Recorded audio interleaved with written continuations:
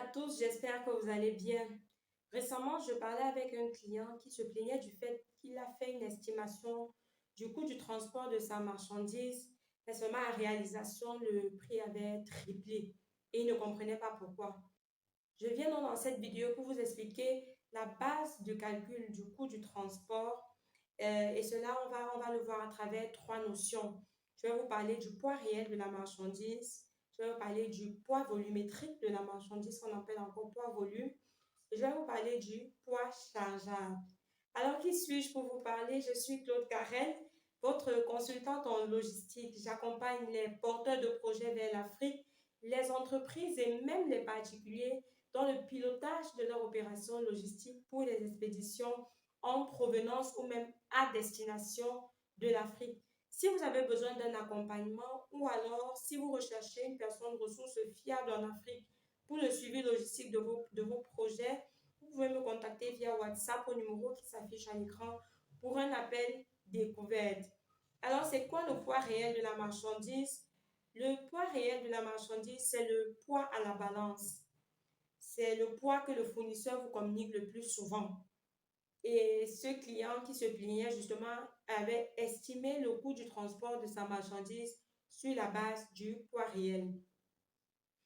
Le poids volumétrique, quant à lui, va correspondre au volume de la marchandise converti en poids.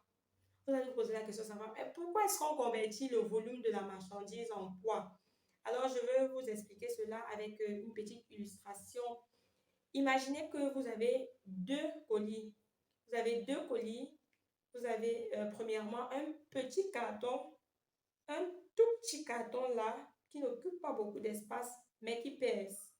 Et à côté, vous avez une grosse balle de coton qui occupe un grand espace et qui ne pèse pas grand-chose. Alors, lorsque le transporteur reçoit ces deux colis, il ne considère pas uniquement le poids à la balance, mais il considère également l'espace que ces marchandises vont occuper dans son véhicule. C'est la raison pour laquelle il convertit le volume en poids pour avoir le poids-volume.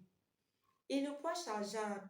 Le poids chargeable, c'est donc le poids que le transporteur retient comme base de calcul du coût du transport.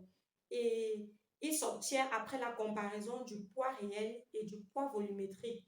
Le poids supérieur est retenu comme poids chargeable et ce sera donc la base du calcul du coût du transport. Et c'est ce que ce client n'a pas fait. Il n'a pas calculé le poids volumétrique pour pouvoir retenir donc quelle sera la base de calcul. Et certainement dans son cas, le poids volumétrique était supérieur au poids réel et c'est ce poids volume qu'il fallait considérer comme poids chargeable, comme base de calcul du coût du transport. Vous allez donc vous demander, OK, comment est-ce que je fais pour calculer le poids volumétrique de mes marchandises? Alors, pour le faire, il faut déjà connaître quel sera le mode de transport utilisé parce que la base de calcul va varier en fonction du mode de transport. Si vous êtes en transport aérien, la majorité des compagnies utilisent le ratio 1 cm3 sur 6000 égale à 1 kg. Mais vous allez rencontrer certaines compagnies qui utilisent 1 cm sur 5000 égale à 1 kg. Si vous êtes en transport maritime, ce sera 1 tonne égale à 1 mètre cube. Donc, si vous avez par exemple 1 tonne de marchandises qui fait un volume de 2 mètres cubes et que vous voulez estimer le poids-volume, le calcul est vite fait. Le poids-volume, ce sera 2 tonnes. Et s'il faut estimer le poids chargeable, lorsque vous comparez 1 tonne de poids réel à 2 tonnes de poids volumétrique, vous voyez que le poids volumétrique est supérieur au poids réel. Donc, le poids chargeable retenu pour cette expédition sera de 2 tonnes. Et en transport routier, le ratio, c'est 1 tonne égale à 3 mètres cubes. J'espère que dorénavant, vous saurez mieux estimer le coût du transport de vos marchandises. Mais si vous avez besoin d'aide, n'hésitez pas de me contacter et je me ferai le plaisir de vous accompagner. Alors, nous sommes parvenus à la fin de cette vidéo. Je vous dis merci d'avoir regardé jusqu'à la fin. Si vous n'êtes pas encore abonné, c'est le moment de le faire. Cliquez sur le petit bouton rouge touche s'abonner qui s'affiche à votre écran. Et n'oubliez pas d'activer la cloche de notification afin d'être informé chaque fois que je fais une publication. Laissez-moi également vos commentaires et vos pouces. On se dit à très bientôt.